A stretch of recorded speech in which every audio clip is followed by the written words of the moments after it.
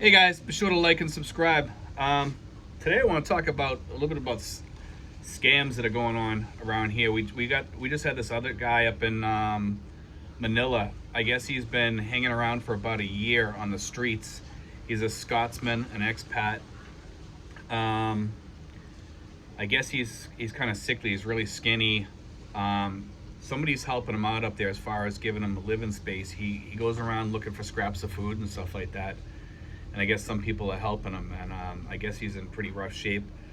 I guess they had taken up, from what I heard, these guys are putting together a GoFundMe for him over in Scotland, and somebody's going to come over and try to get him because they're afraid to send any cash to get him to go back to Scotland. Okay, so that was the story I heard anyway. So I'm just telling you what I heard. I don't know if these are the facts or not. Okay, but anyway, I guess the guy, he was taken by his girlfriend who was much younger than him, and she just ripped him off and started a business and basically told him to get out once she started the business.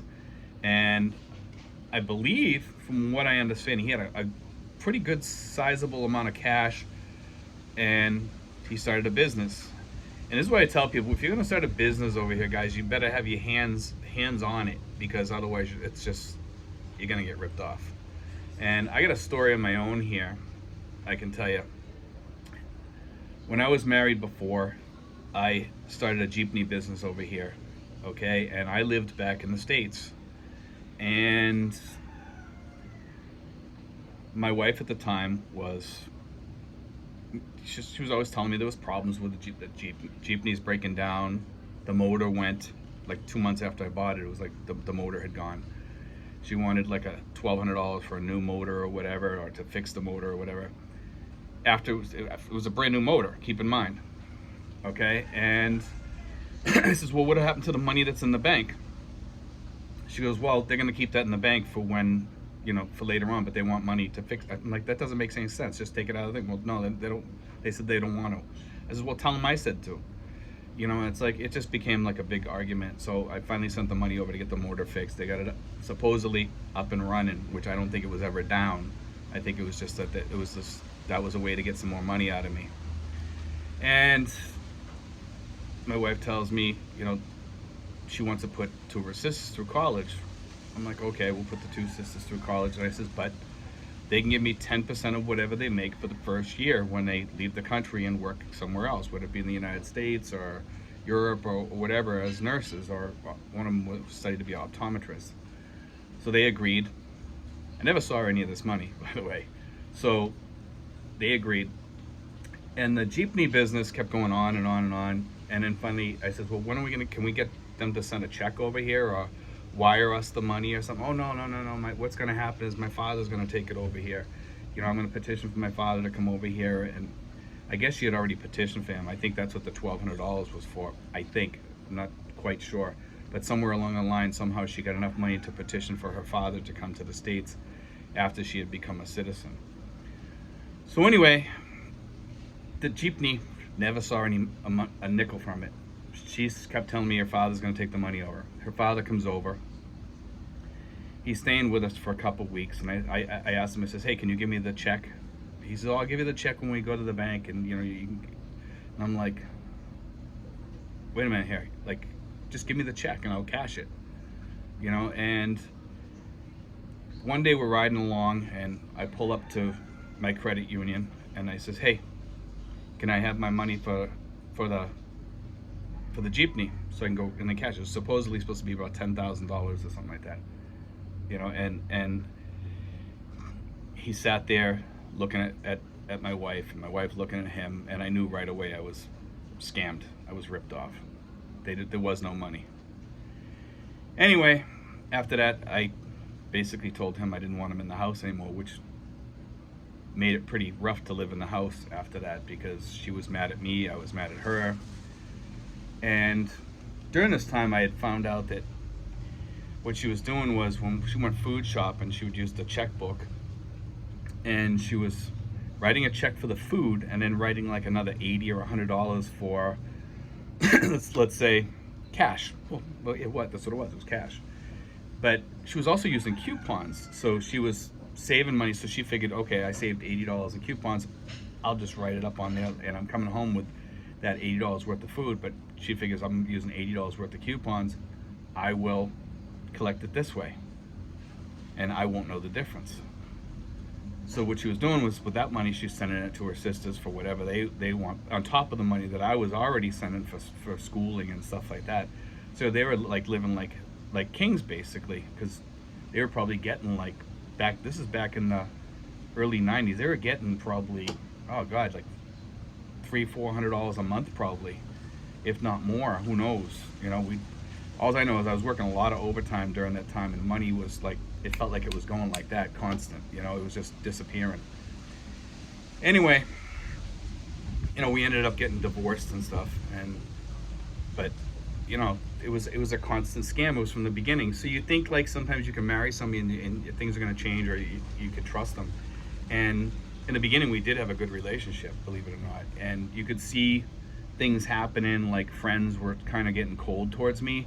So she was bad-mouthing me probably to friends, you know, making up stories or whatever about me, because I always treated her decent, took her places, did things with her, you know, was never nasty to her. But she was getting kind of cold towards me.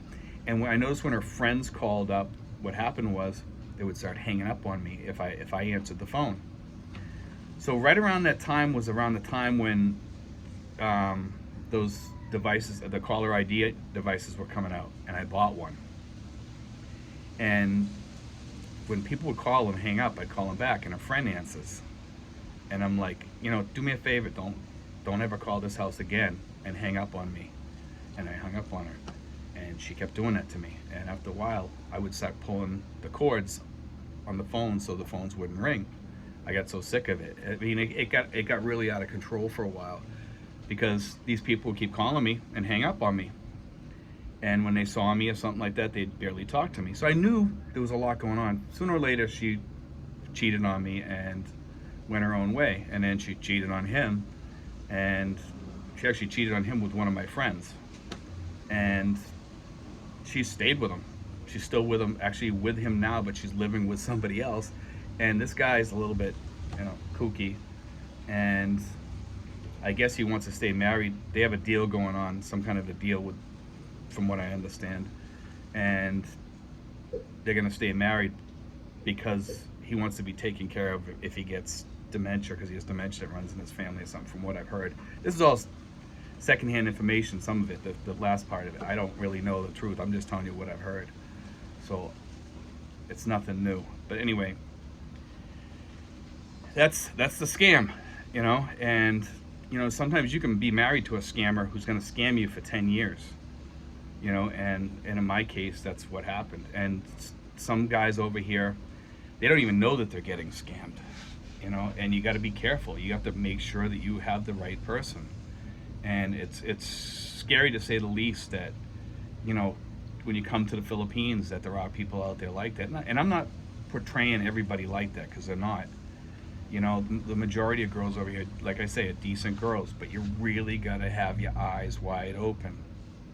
You know, a lot of people over here are very proud people. Like, they don't want to be associated with scammers, and those are the people you want to find. The people that, you know, have, you know, they have a heart, and most of the people over here do have a heart. You just got to be really, really careful, you know. And the reason why I tell you my story is because she kept on scamming. She scammed my friend afterwards. She was seeing my friend on the side while she was married, and, you know, ripped him off for some property in the Philippines. And she just kept the scam going, and I'm sure she's probably doing even more today. But that was back in like the 90s.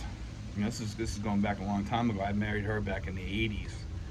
So, but that's why I tell people, be careful if you start a business here, guys. Start a business on your own. Do like a YouTube channel or something you can do online and run yourself. Don't get other people involved in your business here, because they'll rob you blind in some cases. Not always.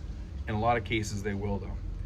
You know, I think it's a 50-50 proposition. 50% chance that you might do okay, 50% that you might not. And who wants to take a 50-50 chance when you're dealing with thousands of dollars or tens of thousands of dollars. It's not worth it. You know, just like this guy up, you know, from Scotland that come over here that got ripped off. I mean, you know, look where he is now. He's in the streets. There's another guy down in Cebu. He came down with dementia, and I guess they found him in a hospital or something like that. So they found him in the streets, and he got taken to the hospital, and he had dementia, and people had to help him. You know, he had some sort of mental health issues going on, and you have to plan. This is why I tell people, plan on health care. Make sure you have somebody that you trust here that will take care of you if something happens to you. Make sure they'll at least call somebody in the States that can come over to get you or whatever, if God forbid something really, really bad happens. That's why I say have an emergency fund. You really need to have these things in place. Power of attorneys, all this stuff. You know, I got people telling me online, you don't know what you're talking about, you're an idiot, you know, and all this stuff. No, guys, if you're not planning, you're the idiot. You know what I mean? If you're not taking care, looking out for yourself when you come over here, you could end up like this. You could end up on the streets. And if you're coming over here and you're sick and you have no plans in place for your health care, or if you get really sick or you have to go home in an emergency because suddenly you're getting dementia or something like that, or if you don't have a family member that can come over here and get you, you're basically screwed. You know, and this happens all the time over here, guys. It can happen to you, you know? And you just play it safe, guys. Play it safe. That's all I can tell you. I got screwed. You know, it happened to me, and that's when I was young and dumb and really naive, you know? And I've learned a lot of lessons, and that's why I can tell you guys and share with you guys, you know, my knowledge.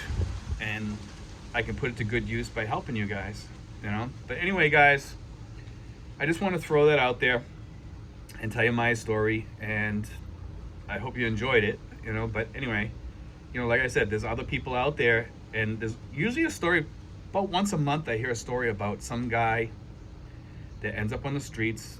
There's several of them up in Manila right now, and there's like one or two down in Cebu I heard that are on the streets too, and there's 2 or 3 down in Davao I heard, and there's one over in Dasma also I've heard that are all on the streets. They're beggars now. And so don't think that it can't happen, because when those guys come over here, guess what? They thought that it couldn't happen to them, and look where they are now. But anyway, guys, God bless. Take care. Be sure to like and subscribe.